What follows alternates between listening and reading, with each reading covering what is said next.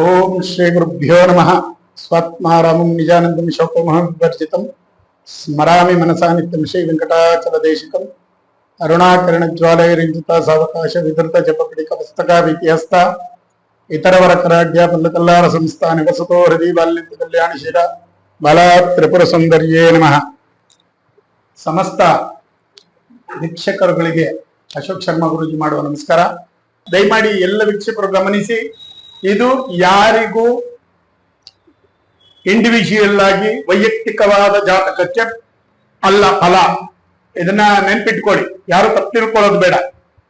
ಯಾಕಂತ ಹೇಳಿದ್ರೆ ರಾಶಿಯಲ್ಲಿ ಲಕ್ಷಾಂತರ ಜನ ಇರ್ತಾರೆ. ನಿಮ್ಮೆಲ್ಲರ ಜಾತಕದಲ್ಲೂ ಗುರು, ರಾಹು, ಕೇತು, ಶನಿ ಎಲ್ಲರೂ ಒಂದೇ ಸಮ ಇರೋದಿಲ್ಲ. ಒಬ್ಬೊಬ್ಬರ ಜಾತಕದಲ್ಲಿ ಒಂದೊಂದು ರೀತಿಯಲ್ಲಿ ಉಚ್ಚ ಸ್ಥಾನದಲ್ಲಿ, ನೀಚ ಸ್ಥಾನದಲ್ಲಿ ಆಯ್ತಾ ಇರ್ತಾರೆ. ಹಾಗಾಗಿ ಇದು ಸಾಮಾನ್ಯವಾದ ಜ್ಯೋತಿಷ್ಯ. ನಾನು ಇನ್ನೂ ಒಂದು ಸಾರಿ ಹೇಳ್ಬಿಡ್ತೀನಿ, ಕೇಳಿ ನಿಮಗೆ ಆಯ್ತಾ. ಇದು ಸಾಮಾನ್ಯವಾಗಿ ಹೀಗಾಗಬಹುದು. ಒಂದು 60-40 ರೇಂಜ್ ಇಟ್ಕೊಳ್ಳಿ ಆಯ್ತಾ. ಉಳಿದಿದ್ದು ನೀವೇನಾದ್ರೂ ಅಂತ ಒಂದು ನಿಖರವಾಗಿ ನಿಮ್ಮ ಭವಿಷ್ಯವನ್ನ ತಿಳ್ಕೋಬೇಕು, ಏನ್ ನಡೀತಾ ಇದೆ, ನಾನು ವ್ಯವಹಾರ ಮಾಡ್ತಾ ಇದ್ದೀನಿ, ಹಿಂಗಾಗ್ಬೇಕು ಹಂಗಾಗ್ಬೇಕಂದ್ರೆ ನಮ್ಮ ಈ ಕೆಳಗೆ ಬರುವಂತ ದೂರವಾಣಿ ನಂಬರಿಗೆ ಕರೆ ಮಾಡಿ ವಿಷಯವನ್ನ ತಿಳ್ಕೊಳ್ಳಿ, ಅಪಾಯಿಂಟ್ಮೆಂಟ್ ತಗೊಳ್ಳಿ. ದಯಮಾಡಿ ನಾನು ಎಲ್ಲರಿಗೂ ಒಂದು ಸೂಚನೆಯನ್ನು ಕೊಡ್ತೀನಿ. ತುಂಬಾ ಜನ ಫೋನ್ ಮಾಡ್ತೀರಿ, ನಿಮಗೆ ಸಮಯ ಕೇಳೋದಿಲ್ಲ. ಮತ್ತೆ ಗುರುಗಳೇ ನನ್ನ ಡೇಟ್ ಆಫ್ ಬರ್ತ್ ತಗೊಳ್ಳಿ. ನೀವು ಮಾಡಿದಾಗ ಪೆನ್ನು ಪೇಪರ್ ಎಲ್ಲ ಇಟ್ಕೊಂಡು ಸಿಸ್ಟಮ್ ಮುಂದೆ ನಾನು ಇರಲ್ಲ. ಮುಂದೆ ಪೂಜೆ ಕೆಲಸಗಳು ತುಂಬಾ ಇರ್ತವೆ. ಹಾಗಾಗಿ ದಯವಿಟ್ಟು ಅರ್ಥ ಮಾಡ್ಕೊಳ್ಳಿ, ಬೇಜಾರು ಮಾಡ್ಕೋಬೇಡಿ. ಮೊದಲು ಫೋನ್ ಮಾಡಿ, ಗುರುಜಿ ಅವರು ಇದ್ದಾರಾ, ಎಷ್ಟೊತ್ತಿಗೆ ಏನು ಅಂತ ಕೇಳಿ ನಿಮ್ಮ ಅಪಾಯಿಂಟ್ಮೆಂಟ್ ಫಿಕ್ಸ್ ಮಾಡ್ಕೊಳ್ಳಿ ಆಯ್ತಾ. ಮಾಡ್ಕೊಂಡು ಆ ಸಮಯದಲ್ಲಿ ನಿಮ್ಮ ಮನೆಯಲ್ಲಿ ಎಷ್ಟು ಜನ ಇದ್ದಾರೆ ಅಷ್ಟು ಜನಗಳ ವಿಷಯವನ್ನ ಕೇಳಿ ತಿಳ್ಕೊಳ್ಳಿ. ಯಾರ್ಯಾರ ಜಾತಕಕ್ಕೆ ಏನೇನಿದೆ, ಹೇಗಾಗುತ್ತೆ, ಏನ್ ಪರಿಹಾರ ಅಂತ. ಅದನ್ನು ಬಿಟ್ಟು ಎಲ್ಲೋ ಇರ್ತೀನಿ, ನಾನು ಪೂಜೆ ಮಾಡ್ತಾ ಇರ್ತೀನಿ, ಅಲ್ಲಿ ಫೋನು ಪೆನ್ನು ಏನೂ ಇರಲ್ಲ ನನ್ನ ಹತ್ರ. ಯಾಕಂದ್ರೆ ಈಗ ನಿಮ್ಗೆ ಹೇಳುವಾಗ ನಾನು ಫೋನಲ್ಲಿ ಬೇರೆಯವ್ರ ಜೊತೆ ಮಾತಾಡಿದ್ರೆ ಹೆಂಗಿರುತ್ತೆ, ನಿಮ್ಮ ಕಷ್ಟ ಹೇಗೋ ಬೇರೆಯವರಿಗೆ ಪೂಜೆಗೆ ಹೋದಾಗ ಅವರ ಕಷ್ಟಗಳು ಹಂಗೆ ಇರ್ತಾರೆ. ಅದರಿಂದ ನಾವು ಬಹಳ ಭಕ್ತಿ ಶ್ರದ್ಧೆಯಿಂದ ಅವರ ಕಷ್ಟವನ್ನ ಹರಿಸುವ ಸಲುವಾಗಿ ಪೂಜೆಯನ್ನು ಮಾಡ್ತಾ ಇರ್ತೀವಿ. ದಯಮಾಡಿ ಯಾರೇ ಮಾಡಿದ್ರು ಕೂಡ ನಿಮ್ಮದೇ ಸಮಯವನ್ನ ತೆಗೆದುಕೊಳ್ಳಿ, ಅಪಾಯಿಂಟ್ಮೆಂಟ್ ಫಿಕ್ಸ್ ಮಾಡಿಕೊಳ್ಳಿ, ನಿಮ್ಮ ಜಾತಕವನ್ನು ಸಂಪೂರ್ಣ ಪರಿಶೀಲನೆ ಮಾಡಿಸ್ಕೊಂಡು ಪರಿಹಾರ ಕಂಡುಕೊಳ್ಳಿ. ಅರ್ಥ ಆಯ್ತಾ. ಯಾವುದೇ ಪೂಜೆ ವಿಷಯ ಇರ್ಬೋದು, ಏನೋ ಯಾವುದೇ ದೋಷದ ಪರಿಹಾರ ಇರ್ಬೋದು, ಎಲ್ಲ ವಿಷಯಕ್ಕೂ ಉತ್ತರಗಳಿದೆ. ಅದನ್ನ ನಿಮ್ಮ ವೈಯಕ್ತಿಕ ಜಾತಕ ಪರಿಶೀಲನೆ ಮಾಡಿದಾಗ ಹೇಳ್ತೇವೆ, ಅದನ್ನ ತಿಳ್ಕೊಳ್ಳಿ. ಕುಂಭರಾಶಿ 2026 ಸೆಪ್ಟೆಂಬರ್ ತಿಂಗಳ ಭವಿಷ್ಯ. ಕುಂಭರಾಶಿಯಲ್ಲಿಯೇ ರಾಹು, 2ರಲ್ಲಿ ಶನಿ, 5ರಲ್ಲಿ ಕುಜ, 6ರಲ್ಲಿ ಗುರು ಬಲವಿಲ್ಲ, ಶನಿ ಬಲವೂ ಇಲ್ಲ. ಕುಟುಂಬ ಸ್ಥಾನದಲ್ಲಿ ಶನಿ ಇದ್ದಾನೆ. 7.5 ವರ್ಷದ ಶನಿ ಕಾಟದ ಭಾಗ. ಮೀನ ರಾಶಿಯಲ್ಲಿದ್ದಾರೆ ಶನಿ ಮಹಾತ್ಮ. ಪಂಚಮದಲ್ಲಿ ಕುಜ ಸಾಧಾರಣವಾಗಿರ್ತಾನೆ. 6ನೇ ಮನೆ ಗುರು ಬಲವಿಲ್ಲ. 7ರಲ್ಲಿ ಸೂರ್ಯ ಕೇತು 7ನೇ ಮನೆಯಲ್ಲಿರುವುದರಿಂದ ಸ್ವಲ್ಪ ಮನೆಯಲ್ಲಿ ವಾತಾವರಣ ವ್ಯತ್ಯಾಸವಾಗ್ತದೆ. ಚಿಕ್ಕಪುಟ್ಟ ವಿಷಯಗಳಿಗೆ ಚರ್ಚೆ ಆಗುವಂಥದ್ದು. ನಿನ್ನಿಂದಲೇ ಹೀಗಾಗಿದ್ದು, ನೀನೇ ಮಾಡಿದ್ದು, ಇವೆಲ್ಲವೂ. 7ನೇ ಮನೆಯಲ್ಲಿ ಸೂರ್ಯನು ಇರುವುದರಿಂದ ಸ್ವಭಾವತಃ ಏನ್ ಹೇಳುತ್ತೆ ಅಂದ್ರೆ ಸಂಪೂರ್ಣ ತೃಪ್ತಿ ಅನ್ನೋದಿರಲ್ಲ. ಏನೋ ಒಂದು ಕೊರತೆ, ಅದು ಚೆನ್ನಾಗಿಲ್ವಲ್ಲ, ಇದು ಚೆನ್ನಾಗಿಲ್ವಲ್ಲ, ಅವ್ರು ಚೆನ್ನಾಗಿಲ್ವಲ್ಲ, ಇವ್ರು ಚೆನ್ನಾಗಿಲ್ವಲ್ಲ. ಇದು ಗುಣ, ಏನೋ ಮಾಡಕ್ಕಾಗಲ್ಲ. ಕುಂಭರಾಶಿಯವರ ಗುಣ, ತುಂಬಾ ತಲೆ ಕೆಡಿಸ್ಕೊತಾರೆ. ಹಾಗಾಗಿ ಸೂರ್ಯಕೇತು ಇಬ್ರು ಜೊತೆಯಲ್ಲಿಯೇ ಇರುವುದರಿಂದ ಇನ್ನೂ ಒಂದು ಲಾಭ ಹೇಳ್ಬಿಡ್ತೀನಿ ಇಲ್ಲಿ. ಬರೀ ಏನ್ ಗುರುಗಳೇ ನೆಗೆಟಿವ್ ಹೇಳ್ತೀರಾ? ಅಲ್ಲ, ನಾನು ಅವಾಗಲಿಂದ ಹೇಳ್ತಾನೆ ಇದೆ. ಅದಕ್ಕೆ ಹೇಳಿದ ವೈಯಕ್ತಿಕ ಜಾತಕ ಪರಿಶೀಲನೆ ಮಾಡಿಕೊಂಡು ನಾನು ಪ್ರತಿಯೊಂದು ವಿಷಯವನ್ನು ಬೆಟ್ಟು ಮಾಡಿ ಹೇಳ್ಬೋದು. ಇಲ್ಲಿ ಆ ರೀತಿ ಹೇಳಲಿಕ್ಕೆ ನನಗೆ ಅವಕಾಶ, ನನ್ನ ಕಾಲಮಿತಿಯಲ್ಲಿಯೇ ಮಾತನಾಡಬೇಕು ನಾನು. ಹಾಗಾಗಿ ಏನಾಗಿದೆ, ಆತ್ಮಕಾರಕ ಸೂರ್ಯ, ಮೋಕ್ಷಕಾರಕ ಕೇತು ಇಬ್ಬರು ಜೊತೆಯಲ್ಲಿಯೇ ಇದ್ದಾರೆ. ಇಲ್ಲಿ ನಿಮ್ಮ ಸಂಸ್ಕಾರ, ಕಾರ್ಯವೈಖರಿ, ನಿಮ್ಮ ಮಾತು, ನಡವಳಿಕೆ ಹೇಗಿದೆ, ನೀವು ಸಮಾಜದಲ್ಲಿ ಹೇಗಿದ್ದೀರಿ, ಅದು ಕೆಲಸ ಮಾಡ್ತದೆ. ಅದರ ಮೇಲೆ ನೀವು ಫಲವನ್ನ ನೀವೇ ಬದಲಾಯಿಸಿಕೊಳ್ಳಬಹುದು. ನಿಮ್ಮ ಜಾತಕ ಪರಿವರ್ತನೆ ಆಗ್ತದೆ. ಸಪ್ತಮ ಸೂರ್ಯ ಅದ್ಭುತ ಫಲವನ್ನ ಕೊಡಬಹುದು. ಸಪ್ತಮ ಕೇತು ಯಾವುದೇ ಮಂತ್ರ ಸಿದ್ಧಿ ಮಾಡಿಕೊಳ್ಳುವುದಕ್ಕೆ ಏನೋ ಇದು ಒಂದು ವಿಶೇಷವಾದ ತಿಂಗಳು. ಅರ್ಥ ಆಯ್ತಾ. ಯಾರು ಗಣಪತಿ ಮಂತ್ರವನ್ನ ಸಿದ್ಧಿ ಮಾಡ್ಕೋತೀರಾ? ಯಾವ್ದಾದ್ರು ಮಂತ್ರೋಪದೇಶ ಆಗಿದೆ ಗುರುಗಳೇ, ಮಾಡ್ತಾ ಇದ್ದೀನಿ ಗುರುಗಳೇ ಅಂದ್ರೆ ಈ ಸಮಯ ಸಪ್ತಮದಲ್ಲಿ ಕೇತು, ಅದು ಸಿಂಹರಾಶಿಯಲ್ಲಿ ಮೋಕ್ಷಕಾರಕ, ಅವನ ಆತ್ಮಕಾರಕನ ಜೊತೆ ಇದ್ದಲ್ಲಿ ನಿಮ್ಮನ್ನ ನೀವು ವಿಮರ್ಶೆ ಮಾಡಿಕೊಳ್ಳುವಂಥದ್ದು, ದೇಹ ಶುದ್ಧಿ ಮಾಡಿಕೊಂಡು ಮನಃಶುದ್ಧಿ ಮಾಡಿಕೊಂಡು, ಆಯ್ತಾ, ಅವಲೋಕನ ಮಾಡತಕ್ಕಂಥದ್ದು ಅಂತ ಪರಿಸ್ಥಿತಿ ನೋಡಿ. ನಿಮ್ಮ ಅನುಕೂಲ ಹೇಗೆ ನಿಮ್ಮ ಮನಸ್ಸನ್ನ ಹಿಡಿದಿಟ್ಕೋತೀರಿ ಏನೋ, ಮೂಲಾಧಾರ ಚಕ್ರ ಹಾಗೂ ಸಹಸ್ರಾರ ಚಕ್ರಗಳು ಸ್ಥಿತಿ ಆಗುವಂತ ಸಮಯ ಆಯ್ತೇನೋ. ಇದನ್ನ ಯೋಚನೆ ಮಾಡಿ ಯಾವಾಗ ಏನ್ ಮಾಡ್ಬೇಕು, ಯಾಕಂದ್ರೆ ನಿಮ್ಗೆ ಗೊತ್ತಿದೆ ಸೂರ್ಯ ಅನ್ಕೂಳೆ ನವಗ್ರಹ ನಾಯಕ, ಕಮಾಂಡಿಂಗು ಎಲ್ಲ ಇರುತ್ತೆ. ಅದಕ್ಕೆ ಆತ್ಮಕಾರಕ ಅಂತ ಹೇಳ್ತಾರೆ. ಆತ್ಮಕಾರಕ ಸೂರ್ಯ, ಮೋಕ್ಷಕಾರಕ ಕೇತು, ಆಯ್ತಾ. ಮೋಕ್ಷಕಾರಕನ ಏನು, ಮೋಕ್ಷ ಅಂದ್ಕೂಡಲೇ ಸಾವಲ್ಲ, ಸಿದ್ಧಿ ಮಾಡಿಕೊಳ್ಳುವಂಥದ್ದು. ಮೋಕ್ಷಕ್ಕೆ ಹೋಗುವುದು ಅಂದ್ರೆ ಏನು, ಎಲ್ಲವನ್ನ ಬಿಟ್ಟು, ಲೌಕಿಕ ಜೀವನವನ್ನು ಬಿಟ್ಟು ನಾನು ಸಾಧನೆ ಮಾಡಿದ್ದೇನೆ ಅಂದ್ರೆ ಅವನ ಮೋಕ್ಷದ ಕಡೆಗೆ ಶ್ರೀಕೃಷ್ಣನ ನೋಡುವ ಸಲುವಾಗಿ, ಆಯ್ತಾ, ಅದೇ ಮೋಕ್ಷ, ಆಯ್ತಾ. ಮಾಡಿ, ಒಳ್ಳೇದಾಗಲಿ. ಅಷ್ಟಮದಲ್ಲಿ ಚಂದ್ರ ಶುಕ್ರ ಸಾಧಾರಣದಲ್ಲಿ ಇರ್ತದೆ, ಮನಸ್ಸು ಹಿಡಿತದಲ್ಲಿ ಇರೋದಿಲ್ಲ, ಹಣ ಬಂದಷ್ಟು ಹೋಗುತ್ತೆ, ಕೈ ಚೆಲ್ಲಿ ಬಿಡ್ತೀರಾ, ಬೇಡ, ಹುಷಾರಾಗಿರಿ, ಜಾಗರೂಕರಾಗಿ ವ್ಯವಹಾರವನ್ನ ಮಾಡಿ. ಸಾಮಾನ್ಯವಾಗಿ ನಾವು ಹೇಳುವ ಹಾಗೆ ಚಿತ್ರರಂಗದವರಿಗೆ 7:30 ನಡೀತಾ ಇದೆ. ನಿಮ್ಮ ರಾಶಿಯಲ್ಲಿಯೇ ರಾಹು ಇದ್ದಾನೆ. ಬಹಳ ಜಾಗರೂಕರಾಗಿರಿ. ವಾಹನ ಚಾಲನೆ ಮಾಡುವಾಗ ತುಂಬಾ ಹುಷಾರಾಗಿರಿ. ಕುಟುಂಬ ಸ್ಥಾನದಲ್ಲಿ ಶನಿ, ಒಂದು ಮಾತಾಡಿದ್ರೆ ಹೆಚ್ಚು, ಒಂದು ಮಾತಾಡಿದ್ರೆ ಕಡಿಮೆ ರೀ. ಈಗ ತುಂಬಾ ಯೋಚನೆ ಮಾಡಿ ತೂಕವಾಗಿ ಮಾತಾಡಿ. ಪಂಚಮದಲ್ಲಿ ಕುಜ, ಏನು ಹೆಚ್ಚಿನ ತೊಂದರೆ ಮಾಡಲಾರ ನಿಮಗೆ. ರಕ್ತದ ವಿಷಯದಲ್ಲಿ ರಕ್ತಕ್ಕೆ ಅಧಿಪತಿ ಅವನೇ, ಬ್ಲಡ್ ಮಾಸ್ಟರು, ಆಯ್ತಾ. ನಿಮ್ಮ BP-ಯನ್ನ ಸಾಧಾರಣವಾಗಿ ಇಟ್ಕೊಳ್ಳಿ, ಬೇಕು ಅಂದ್ರೆ ಒಂದ್ಸರಿ ಚೆಕ್ ಮಾಡಿಸ್ಕೊಳ್ಳಿ. 6ನೇ ಮನೆಯಲ್ಲಿ ಗುರು ಇರುವುದರಿಂದ ಗುರುಬಲ ಇರೋದಿಲ್ಲ. ನೀವು ಹೆಚ್ಚಿನ ಮಟ್ಟಕ್ಕೆ ತುಂಬಾ ರಿಸ್ಕ್ ತಗೊಂಡು ತುಂಬಾ ದೂರ ಪ್ರಯಾಣ ಮಾಡೋದು, ತುಂಬಾ ದುಡ್ಡು ಹಾಕಿ ಕೆಲಸ ಮಾಡೋ, ಇದನ್ನೆಲ್ಲ ಸದ್ಯಕ್ಕೆ ಮಾಡಬೇಡಿ. ಸಾಧಾರಣ ಮಟ್ಟದಲ್ಲಿ ನಡೀಲಿ. ಭಗವಂತ ಕೈ ಬಿಡೋದಿಲ್ಲ. ಮುಂದಿನದಲ್ಲಿ ಗುರುಬಲ ಬಂದಾಗ ನಿಮ್ಮ ಹಣ ನೀವು ಹಾಕುವಂತ ಒಂದು ಸ್ಥಿತಿಗೆ ನಿಮ್ಮನ್ನ ಉತ್ತಮ ಮಟ್ಟಕ್ಕೆ ಕರ್ಕೊಂಡು ಹೋಗುತ್ತೆ. 7ರಲ್ಲಿ ಸೂರ್ಯ ಕೇತು, ಅದನ್ನೇ ಹೇಳಿದೆ. ನೀವೇನಾದ್ರೂ ಸಾಧನೆ ಮಾಡಬೇಕು, ಯಾರ್ದೋ ಜೊತೆಯಲ್ಲಿ ಇದ್ದೀರಾ, ನಿಮ್ಗೆ ಯಾರೋ ಗುರುಗಳಿದ್ದಾರೆ ಅಂದ್ರೆ ಅವರ ಜೊತೆಯಲ್ಲಿ ಸಂಪರ್ಕವನ್ನ ಚೆನ್ನಾಗಿಟ್ಕೊಳ್ಳಿ, ವಿಶ್ವಾಸವನ್ನ ಚೆನ್ನಾಗಿಟ್ಕೊಳ್ಳಿ. 100% ನಿಮಗೆ ಯಾವುದೋ ಒಂದು ಸಿದ್ಧಿ ಆಗುವಂಥದ್ದು. ನೀವು ಕಲ್ತಿರುವಂತ ವಿದ್ಯೆ ಯಾವುದೇ ಆಗ್ಬೋದು, ಕ್ಯಾಮರಾಮನ್ ಆಗಿರ್ಬೋದು, ನೀವು ಅಸಿಸ್ಟೆಂಟ್ ಆಗಿರ್ಬೋದು, ಲೈಟ್ ಮ್ಯಾನ್ ಆಗಿರ್ಬೋದು, ಅಥವಾ ಅಸಿಸ್ಟೆಂಟ್ ಡೈರೆಕ್ಟರ್ ಕೂಡ ಆಗಿರ್ಬೋದು.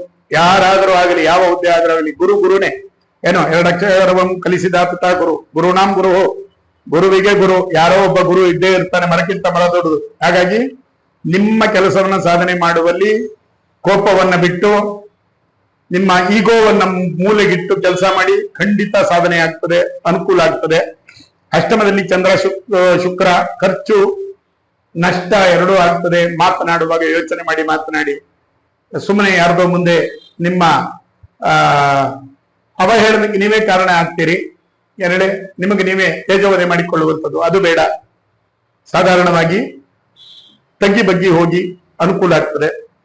ಇನ್ನು ರಾಜಕೀಯ ರಂಗದವರಿಗೆ ಕುಟುಂಬ, ಅವರ ಜನ್ಮಸ್ಥಾನದಲ್ಲಿ ಗುರು, ಕುಂಭರಾಶಿಯಲ್ಲಿ 2ನೇ ಮನೆಯಲ್ಲಿ ಶನಿ.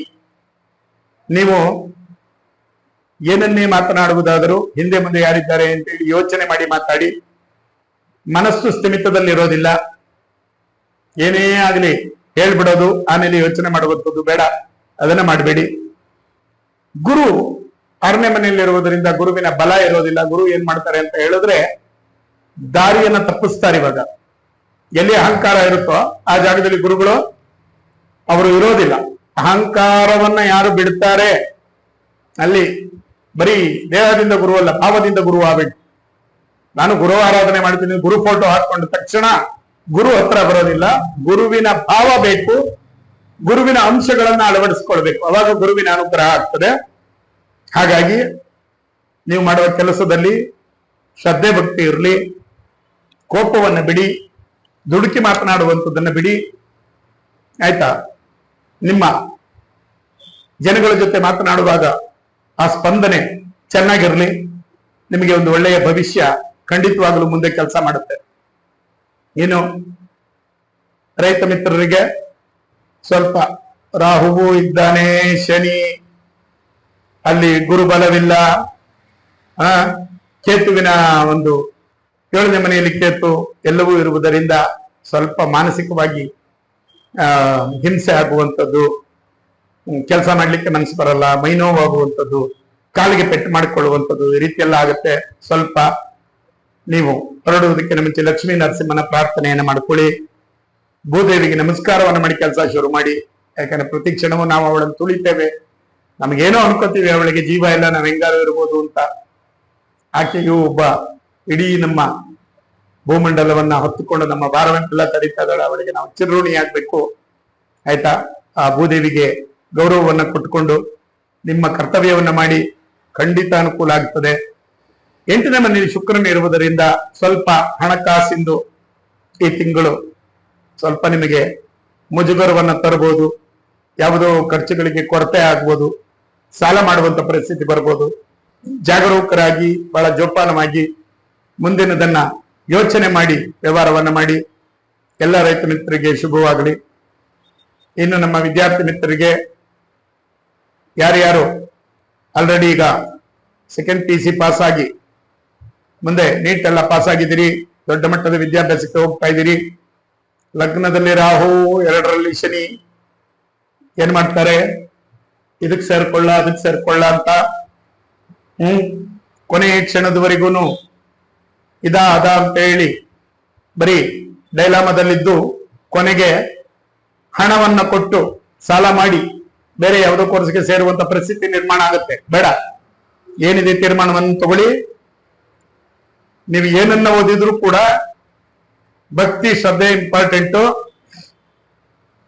ನಿಮಗೆ ಆ ಓದುವುದಕ್ಕೆ ಕುಳಿತಾಗ ತಲೆಗೆ ಬೇರೆ ಯಾವ ಯೋಚನೆಗಳು ಬರಬಾರದು.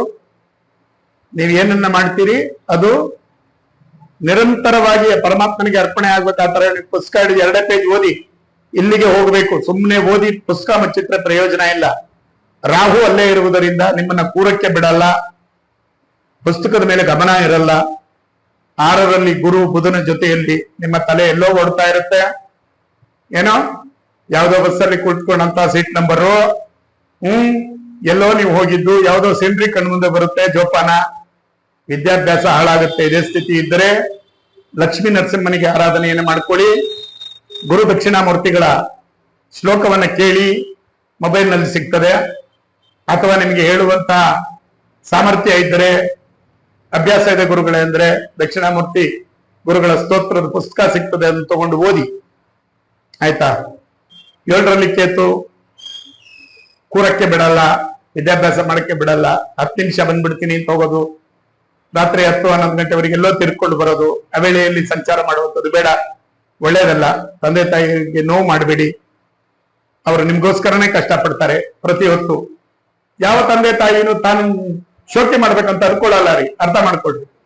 ಪ್ರತಿಯೊಬ್ಬರು ತನ್ನ ಮಕ್ಕಳು ಚೆನ್ನಾಗಿರ್ಲಿ, ಏನೋ ಅವರ ಭವಿಷ್ಯ ಚೆನ್ನಾಗಿರ್ಲಿ. ಅವ್ರು ಕಾಲಿ ಕಿತ್ತೋದ್ರೆ ಚಪ್ಪಲಿ ಹಾಕೋತಾರ್ರಿ, ನಿಮಗೆ 5,000 ಶೂ ಕೊಡಿಸ್ತಾರೆ. ಯಾರು ಯೋಚನೆ ಮಾಡ್ತೀವಿ? ಯಾರು ಹೇಳಿ ನೋಡೋಣ? ತಂದೆ ತಾಯಿಗಳ ಬಗ್ಗೆ ಕಾಳಜಿ. ಆಯ್ತಾ? ತುಂಬಾ ಜನ ನಂಗೆ ಫೋನ್ ಮಾಡ್ತಾರೆ, ನಮ್ಮ ಅಪ್ಪ ಹಂಗಂತಾರೆ ಗುರುಗಳೇ, ಅಮ್ಮ ಹಿಂಗಂತಾರೆ. ಹೌದು, ಅಪ್ಪ ಅಮ್ಮನೇ ಮಕ್ಕಳಿಗೆ ಬುದ್ಧಿ ಹೇಳುವಂಥದ್ದು, ಬೇರೆಯವರು ಹೇಳಲಿಕ್ಕೆ ಬರೋದಿಲ್ಲ. ಆಯ್ತಾ? ಯಾಕಂದ್ರೆ ಅವ್ರು ಹೆತ್ತಿರ್ತಾರೆ, ಪಾಲನೆ ಪೋಷಣೆ ಮಾಡಿರ್ತಾರೆ, ನಿಮ್ಮೆಲ್ಲಾ ನೋವುಗಳನ್ನು ಸಹಿಸಿಕೊಂಡಿರ್ತಾರೆ. ಇವತ್ತು ನೀವು ಕೆಟ್ಟ ದಾರಿಗೆ ಹೋದರೆ ನಾಳೆ ಅವ್ರಿಗೆ ಕೆಟ್ಟ ಹೆಸರು ಬರ್ತದೆ, ನಿಮ್ಮ ಜೀವನ ಹಾಳಾಗ್ತದೆ ಅಂತ ಹೇಳಿ ಅವರು ಸ್ವಲ್ಪ ಉಚ್ಚ ಧ್ವನಿಯಲ್ಲಿ ಮಾತಾಡಬಹುದು. ಆಯ್ತಾ? ಅದಕ್ಕೆ ತಪ್ಪಾಗಿ ತಿಳ್ಕೊಂಡು ತಂದೆ ತಾಯಿಯರ ಬಗ್ಗೆ ತೀಕ್ಷ್ಣವಾಗಿ ನೋಡೋದು ಬೇಡ. ವಿದ್ಯಾಭ್ಯಾಸ ಚೆನ್ನಾಗಿರ್ಲಿ, ಜೀವನ ಹಾಳು ಮಾಡ್ಕೋಬೇಡಿ. ಕಳೆದೋದ್ ದಿನ ಮತ್ತೆ ಬರೋದಿಲ್ಲ. ಭಕ್ತಿ ಶ್ರದ್ಧೆಯಿಂದ ಓದಿ. ಹಣಕಾಸಿನ ವ್ಯವಹಾರ ಬೇಡ. ಖರ್ಚಿಗೆ ಎಷ್ಟು ಬೇಕು ಅಷ್ಟೇ ಹಣ ಇಟ್ಕೊಂಡೋಗಿ, ಲೈಟ್ ಆಗಿ ತಿನ್ಲಿಕ್ಕೆ ಮಾಡಕ್ಕೆ 50-100 ಇಟ್ಕೊಂಡೋಗಿ ಮನೆಯಲ್ಲಿ ಕೊಟ್ಟಿದ್ದು ತಗೊಂಡು ಮಾಡಿ ಹೆಚ್ಚಿನದಾಗಿ ಮೋಜು ಮಾಡೋದು ಬೇಡ. ಫ್ರೆಂಡ್ಶಿಪ್ ಸಹವಾಸ ಬೇಡ. ಯಾಕೆಂದ್ರೆ ಈ ಸಮಯದಲ್ಲಿ ಫ್ರೆಂಡ್ಸ್ಗಳ ಹಿಂದೆ ಬಿದ್ರೆ ದುಶ್ಚಟಗಳು ನಿಮ್ಮನ್ನ ಫಾಲೋ ಮಾಡ್ತವೆ. ನಾಳೆ ಅದೇ ಇವತ್ತು 1 ಸಿಗರೇಟ್, ನಾಳೆ ಚೈನ್ ಸ್ಮೋಕಿಂಗ್ ಆಗುತ್ತೆ. ಬೇಡ, ದಯವಿಟ್ಟು 7:30 ಇರುವುದರಿಂದ ಯಾವುದೇ ದುಶ್ಚಟಗಳಿಗೆ ಬಲಿಯಾಗಬೇಡಿ. ಶನಿ ಮಹಾತ್ಮ ಎಲ್ಲವನ್ನೂ ನೋಡ್ತಾನೆ. ಅದರಿಂದ ನೀವು ಭಕ್ತಿ ಶ್ರದ್ಧೆ ನ್ಯಾಯ ನೀತಿ ನಿಷ್ಠೆಯಿಂದ ಇದ್ರೆ ಒಳ್ಳೆ ದಾರಿಯನ್ನ ತೋರಿಸ್ತಾನೆ. ಎಲ್ಲರಿಗೂ ಶುಭವಾಗಲಿ. ನಮಸ್ಕಾರ.